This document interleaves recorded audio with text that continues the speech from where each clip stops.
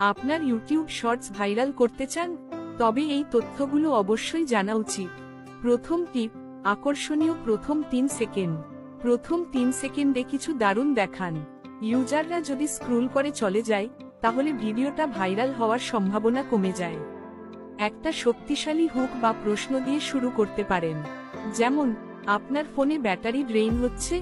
দ্বিতীয় টিপ, trending music ব্যবহার করুন। ট্রেন্ডিং মিউজিক ইউটিউবের অ্যালগরিদমকে খুশি করে। এতে আপনার ভিডিও আরও বেশি সাজেশন ফিরে দেখানো হবে।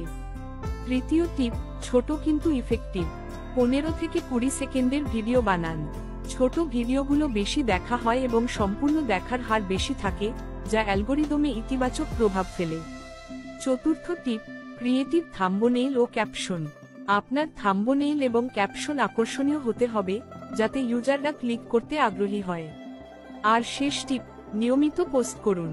নিয়মিত ভিডিও আপলোড করলে ইউটিউব আপনার চ্যানেলকে বেশি প্রমোট করবে।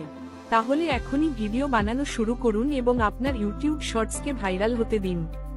লাইক, সাবস্ক্রাইব করতে ভুলবেন না।